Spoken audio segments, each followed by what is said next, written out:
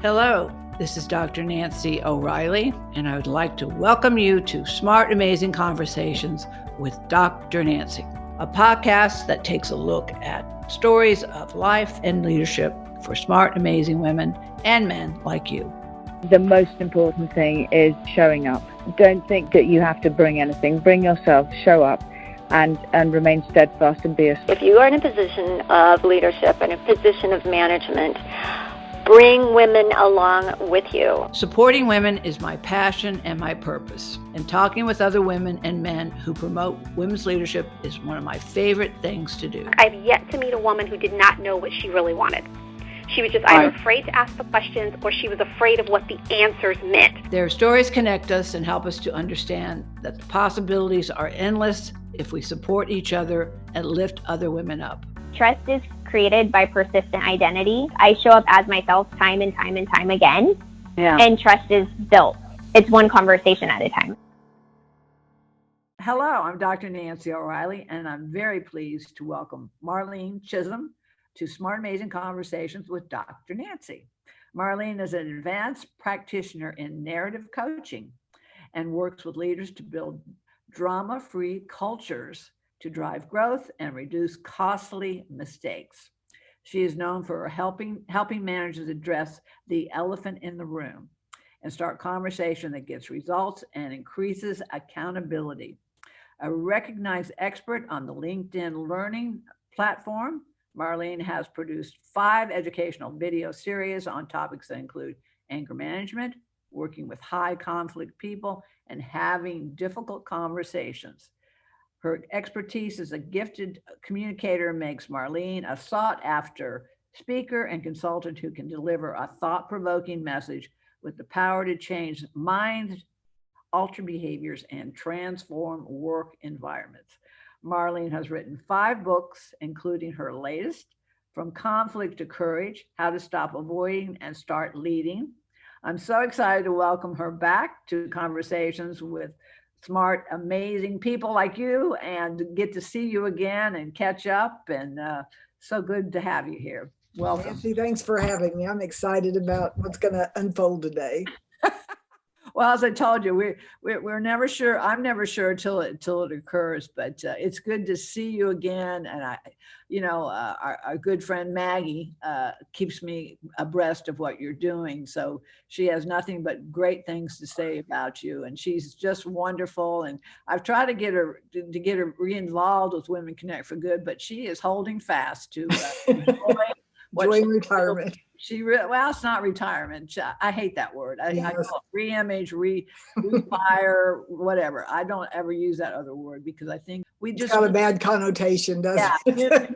New chapter. That's what we're all in, new chapters. But so we're going to talk about your book, but first we're going to talk about you. So we've been in this business of helping people to become leaders and using their voices and changing the world for good, which you are a soul sister, and there's no doubt about it. But your personal story and who you are and how this all came about in this book that we're going to talk about today is most important that women hear and everyone hears how you got there, because they're going to look at you. You're attractive. You've got a great personality. You're extremely successful, and they're going to go, "Oh, they're just so simple for her. They're so, things just fell into place for her." And we all know that we've all had journeys, and we were talking about the ditches and so forth, but talk about you and how you got to be the person I'm talking to today. Wow.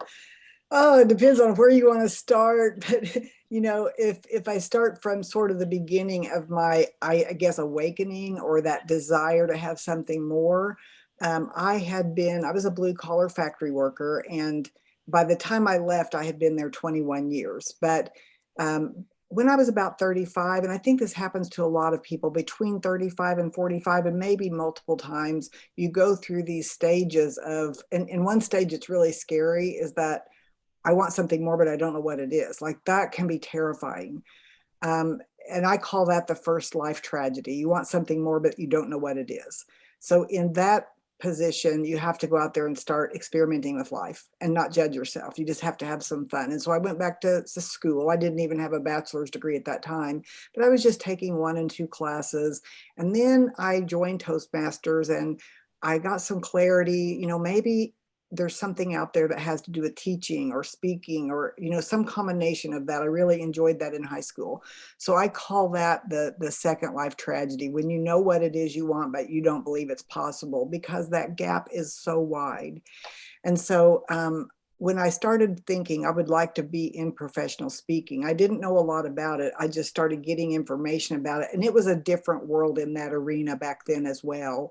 But I was in that second tragedy. I wanted it, but I couldn't imagine me like being able to leave and make money.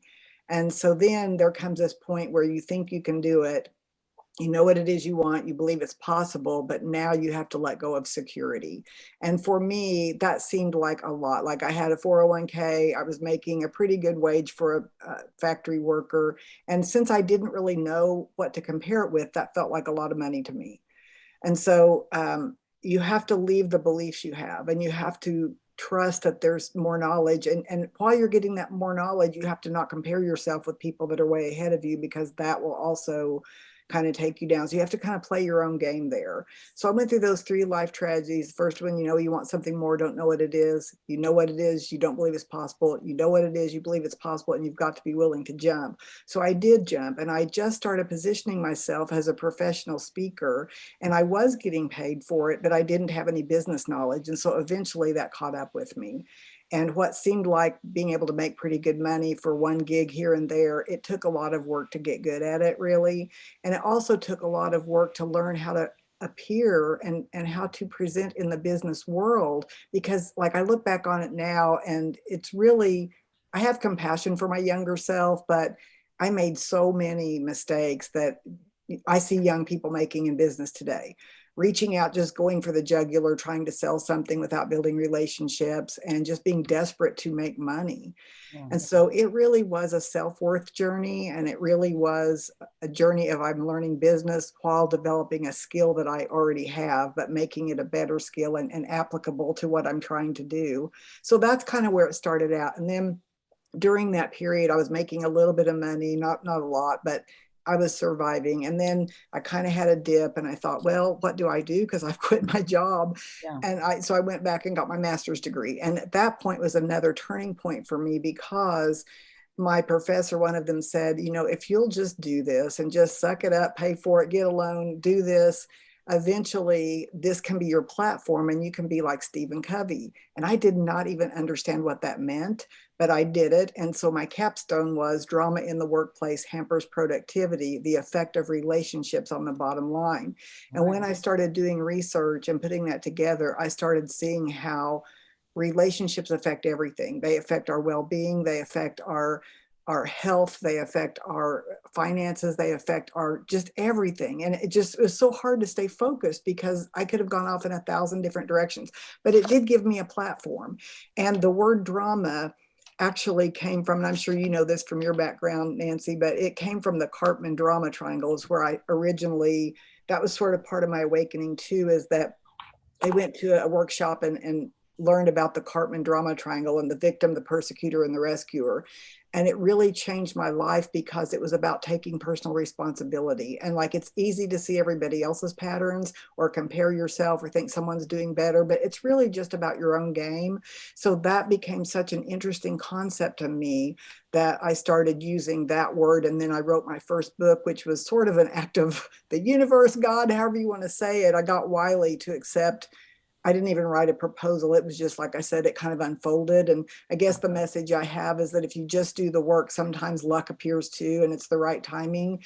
And that happened for me with my first book. And that's when I started really experiencing more success that I could leverage. So that's the long-winded version of how did I get here. I think that's fantastic.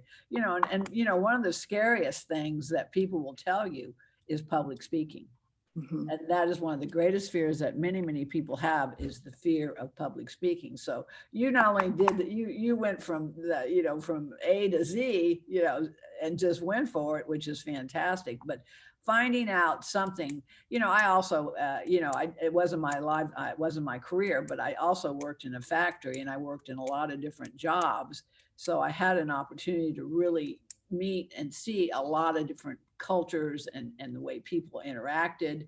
And again, those were the ultimate, in some ways, those were some of my most ultimate learning experiences, were to really look at people in their different ways and understanding. And I think that, again, going back to the relationship is the key, that we all, Women Connect for Good. It's really developing supportive, collaborative community of women and men supporting one another to get things done. And it is the absolute key. And then going into the issue of drama, I can't tell you how many times I in my own life that I've said, this is a drama-free work zone. I mean, this is a drama-free place, and it will stay that way. And if anybody wants to be into drama, go to the theater, get into the theater. You're not going to work here. So, I mean, these are key variables, but, and I think that's the point, though, is if we really, truly want to make a difference in this world, and you are doing that, no doubt about it, is that you come up with something that really makes good sense, good common sense, which are relationships and supporting one another and doing good, making this a better world. So, I love the book. Conflict, again, is, in fact, I do a video every day myself. I'm usually talking to myself, but conflict's a part of life. I mean, it's just, we can't live in this world without conflict, but conflict also is about resolution, and I think that's the issue, that so many people are not really used to dealing with any kind of conflict, and especially women. After reading the book and going through and then looking at your study guide on conflict resolution, is that women especially need to learn to be uncomfortable. We are so used to, even keel, keep everything copacetic, and everybody's got to like us. And so women leaders, especially, if you want to be a good leader, you've got to understand being uncomfortable is part of it.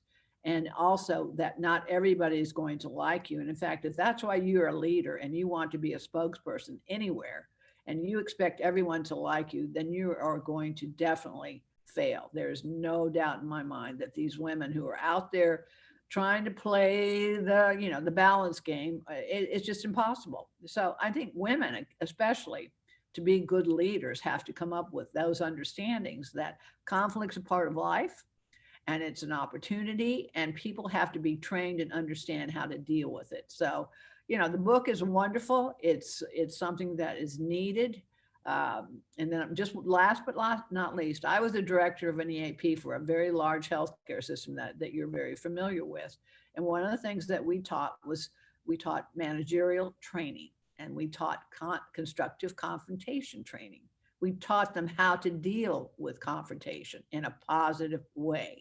And this was probably the most valuable tool that we could give to managers who basically, and this is also unfortunately something that happens in the business world, is that many people come up the ranks in a corporation or in the business itself who've never really had any training. They just stayed there long enough to be pushed into the leadership role, and oftentimes did not have the skills, and by oftentimes did not have the training to do so. So it's no surprise that there really are so many dysfunctional managerial people in the corporations. And that's where the companies really need to start thinking in terms of is the training and the importance of the culture and understanding it. Okay. Yeah. I mean, I was just reading a report the other day about, and I already knew this. I mean, I don't always read white papers, but to know these things, I see it. Yeah. You're so right. It's staggering. And I wish I could just quote, it's just very rare that leaders get the training to be a leader. They get it because of seniority, or because they're they're really good technically at their job, or else they were a rainmaker, they're great at sales. And it's really difficult. I talk a lot in this book about making the identity shift, because what happens, and that's that invisible kind of thing, like, we may be really good. And so we identify with being good at things, winning, being good, achieving. And then you get put into leadership and you feel insecure because you don't want to look bad by going to someone senior to you and saying, I don't know how to handle this, because the story you tell yourself is that I got hired to handle this and I'm going to look incompetent. And so therefore there's never any agreement up front. Like, hey, I know you haven't had training. I know you're good, but there's going to things come up. I really truly believe that even mentoring by someone that's good at it would be as good, if not better, than training if you taught managers how to mentor from their own skill set. But what happens is there's not that communication even between the levels of leaders. And what I've seen in the organizations I've consulted with, the ways that conflict is sometimes mismanaged is, well, in the book, I talk about avoiding, appeasing, and aggression. But what I see on avoidance, like let's say at director level, maybe, let's say one level down, the manager, and then there's a director over the manager. Well, if the manager is sort of uncomfortable with some conflict that's arising, and they put one person in another part of the department, like they section them off and say, we're going to have you two go work in the basement. We're reorganizing, wink, wink. And we're going to do that. And so there's this belief that if I just move people, the problem won't exist. But then what happens is those people feel like not included. They feel disenfranchised. So now you've got that experience, which it might not have been that intention, but it now creates all kinds of political issues. It creates a lack of inclusion. It creates something that it wasn't intended to create. And then if that person goes and complains to their boss says, yeah, but you go talk to your boss. Well, you talk about litigation, and then your class action suits of discrimination or harassment in the workplace. I mean, but and the thing that's important, Marlene, is that people notice. It's like people don't notice that I'm moving this person, or people won't notice that I'm letting this person get away with this horrible management of this department, or this person is constantly complaining and drama and all the above. People notice, and they're waiting for the manager or the leader to take charge. And then when they don't, they lose all kinds of credibility, and then it becomes even more dysfunctional. And the leader says things like, well, you know what, I shouldn't have to babysit, and we're all adults, and they justify the behaviors of avoiding or even appeasing, like, great idea, glad you told me, I'll get back with you on that, I'll take a look at that. And so those ways of avoiding, well, I call it the 3 A's, avoiding, appeasing, aggression. That's really the problem. The problem is not the conflict. The problem is people don't have the capacity, like you said earlier, to deal with it. Like, that feels threatening to me. I now want to avoid it. I want to be not liked. I want to be nice. And because I don't have the training and the support system to deal with my emotional internal drama that's happening due to this, and I also don't have the skills, I do what comes naturally to me, and probably what happened in my family of origin. We were all appeasers. We got along. It was wrong to yell, or we're Italian. We got aggressive. We got over it. So like, everybody's been raised differently on how to handle their inner turmoil. And if you don't overcome some of that, you're not going to be a good leader, no matter how good you were in the other position when you worked by yourself. Yeah. Well, I mean, this is an example. Well, there's 2 examples that I can share. Well, for example, George Bush Jr. Was not a great leader, but the one thing that he was very good at was surrounding himself with people that knew how to do the job. And I think this is also the good leader that does understand what their capacity for leadership is, and then they surround themselves with the right people to do the job. I mean, for me, there's things I just don't want to do. I mean, I know that there's things that as a leader, I don't want to do. And I find people that are good at doing it and want to do it. Absolutely. And that's the success of just finding the right people. And it is about asking for help. We all have to ask for help. And every good leader, if they're not smart enough to ask for help, I mean, are truly setting themselves up for failure. There's no doubt about it. And then, of course, likability.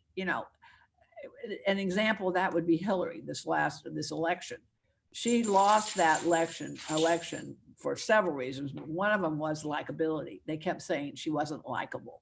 And so we get caught up in these dilemmas, and of course, like I said, it comes down to the whole thing about relationships. Every leader has to have a good relationship within the company and outside of the company. There's no doubt about it. So, give us a couple examples of how conflict resolution, because that's really what this book is about, is not only identifying, again, some of the causes of conflict, which are normal, but some of the solutions and the resolutions to deal with conflict. Well, one thing that I talk about is, first of all, really getting a definition for conflict that doesn't make you put out your defenses. So we unconsciously have these ideas, and all of us have different ideas about what conflict means. It means getting divorced. It means losing a job. It means I may not get the promotion. It means political. Like I may not, like if I say something, then I'm going to be, people are going to not work with me. So we have these fears around it that we create narratives around it. So the first thing that I offer in the book really is to look at what the definition has been. It's been war. It's been, fighting, disharmony. And so change that definition to opposing drives, desires, and demands. And so I give a visual in the book of two arrows going in opposite directions.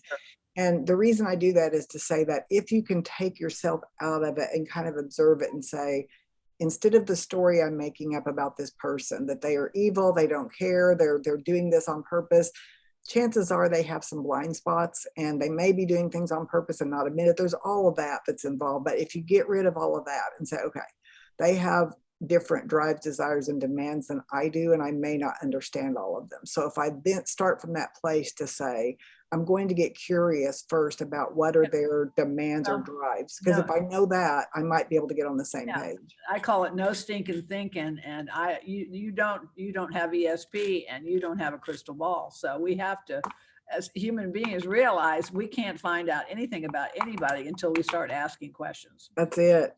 And so like for me, I work on being curious. What I've done is that when I find myself triggered by anger, it's easy to make up a story, and the story might be 90% accurate, but it's easy to internalize or to interpret what that means. And so what I'm learning to do now is to say, oh, I'm angry, but that must mean I don't have all the information. It doesn't mean I don't have a right to my anger, but I probably need to step back and like for example, this isn't workplace related, but it's definitely women related. Like my mom is in nursing care right now. She's in long-term care. You want to talk about your emotions coming to the surface when something looks wrong, or like they're not giving the care, or it looks a certain way. Triggered. And so, I've had to really use my own work to say, take a breath, ask a question first, get curious as to what's going on, because it's easy to jump down someone's throat. Yeah. I mean, we are humans. We have to understand we are human beings, and that we all have an opportunity to learn, but it's also taking a breath, stepping back, and giving yourself a few moments before you're reacting. Since we've started doing all these Zoom meetings, all these videos, and of course texting, we've all had to learn to stop before we write something, because it's there forever. And I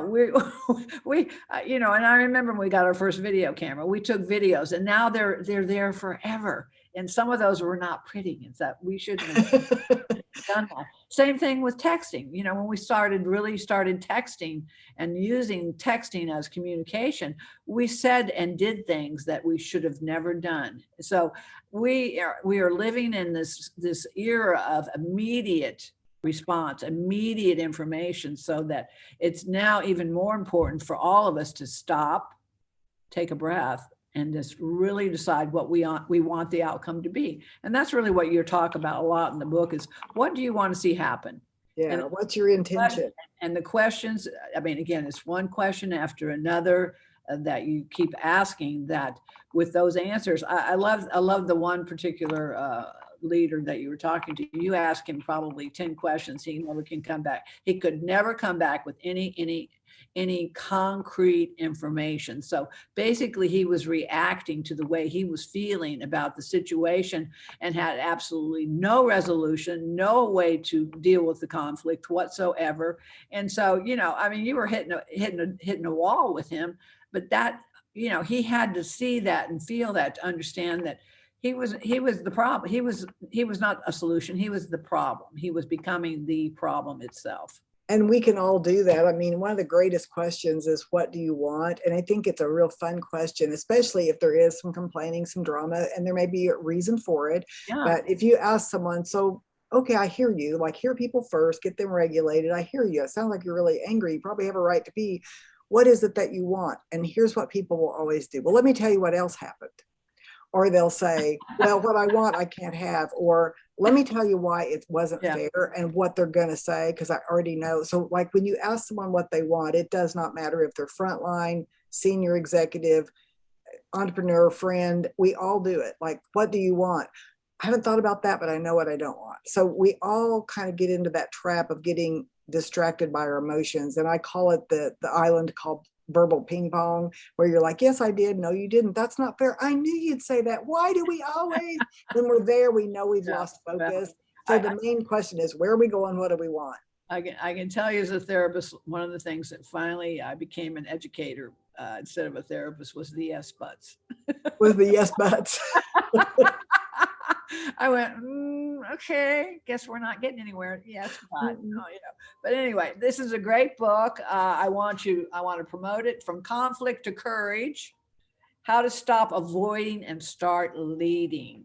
And so we want you to sell this book, and we're going to help do that today.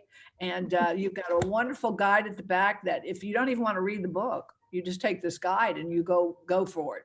Just study guide. Go from Conflict to Courage, study guide, and book club facilitation. So you can go to that. But again, it's a book that you can go through and find key measures and solutions and resolutions. So this is a great book. And tell us how they can learn more about you and where to buy the book. Well, you can find me on LinkedIn for sure if you want to connect there and say you saw me on this show. So that's Marlene Chism. I'm on LinkedIn. You can go to my web, marlenechism.com. If anyone ever goes to webs anymore, do we? I don't know. And then the book, of course, is available at any place where you buy books, and most of us buy them on Amazon. And I was excited to get to do the audio recording on that one as well, so you can get it on Audible as well. Yeah. Well, fantastic. I know let's say this. We haven't seen the last of each other, and it's so good to catch up with you and have mutual friends and great relationships. So it was good to see you too. Success in all things, and let's keep our relationships healthy and going forward. And no more drama. Stop the drama. Unless it's fun drama, right? Unless we're actually in a play. We're actually on stage and we're doing it purposely. So Have a wonderful day. Let's stay in touch, and whatever we can do to help promote and help each other, please, let's do so. Thank you so much. Thank you for your time. Have a great day. Bye-bye. If you enjoy these smart, amazing conversations, please subscribe, rate, and review them on Apple Podcasts, Spotify, Amazon, or wherever you listen to your favorite podcasts. And read and enjoy more amazing stories in my books, In This Together: How Successful Women Support Each Other in Work and Life, and Leading Women: 20 Influential Women Share Their Secrets to Leadership, Business, and Life. Thank you for listening.